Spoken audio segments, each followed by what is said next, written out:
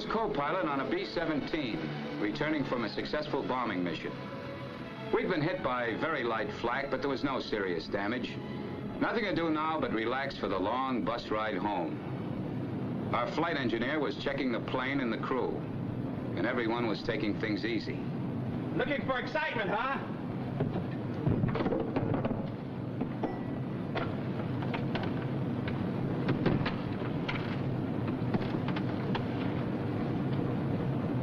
Yes, maybe the ride home was pretty dull, but from that moment on, there was plenty of excitement.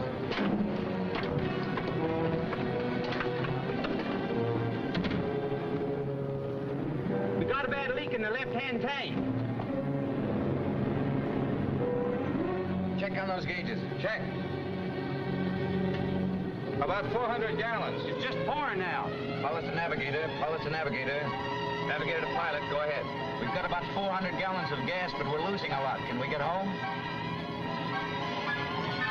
We're okay, Skipper. Strong tailwind. Drift constant. Now just take the depth of position check. Nothing to worry about. The wind's constant and our DR's okay. We'll make it easy. How about sending a message anyway? Oh, why get the boys back at the roost all excited with an SOS? With this tailwind, we can coast in with no gas at all. I was kind of worried about the whole setup. It looked pretty dangerous. But the skipper knew his business. After all, we'd come through things worse than this. Then I noticed number 2 tank was empty. We couldn't trust the luck any longer. Look, maybe we'd better get... Oh, forget it, Reynolds.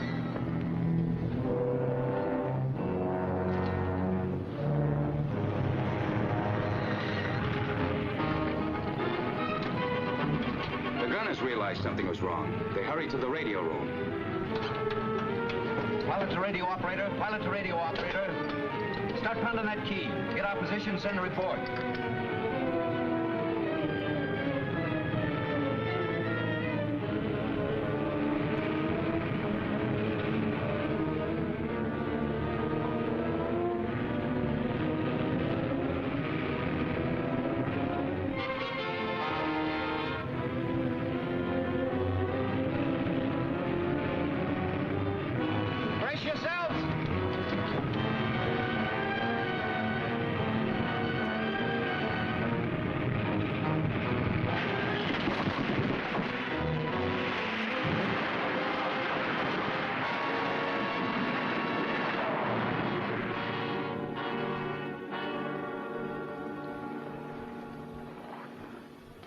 Just a few more questions, Reynolds. Yes, sir. Why couldn't the navigator and the bombardier escape? The nose caved in. They were killed on impact. The nose caved in. They should have been in the radio compartment with the gunners. What about them? They never got out, sir. The hatch must have jammed. And it wasn't opened in advance. Our radio report shows that only one faint signal came through. Were sending conditions that bad?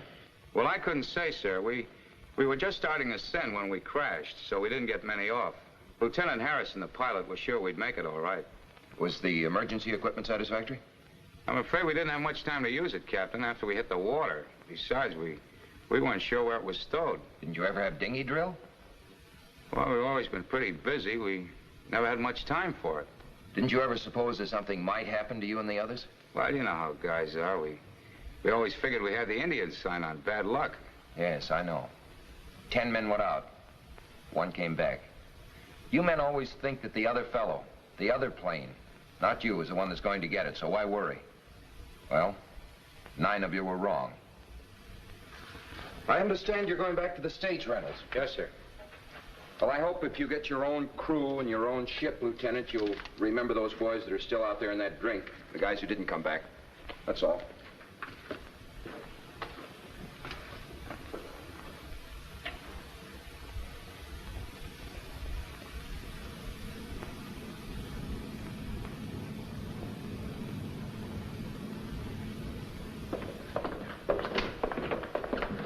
Thanks. Hey, Scotty, where do I drop my eggs today? No flying today. Fargo with a practice target. Well, if that's the case, I've got a date. Sorry, Ed, we're going to have dinghy drill. Are you kidding? I'll meet you all at the ship, and that includes you, Hendricks. Nixon, bring your equipment.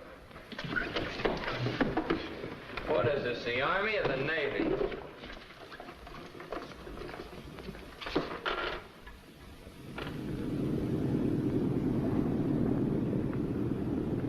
As you men can probably guess from our training, we're going to be doing a lot of flying over open ocean.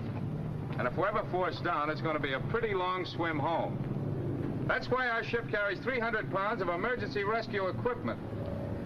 Lieutenant Hendricks probably feels that this amount of equipment would do more good in the bomb bay. For there are times when an extra bomb comes in mighty handy. But I can tell you from experience that this equipment does too. Or would have if our crew had known how to ditch. The two 5-man dinghies are located in compartments provided for them in the top of the fuselage. You can see the outline of one of those compartments just behind the top turret.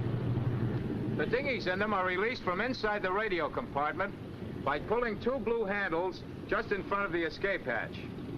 On the later B-17s, the dinghies can be released from the outside by two handles to the rear of the compartments. When either set of handles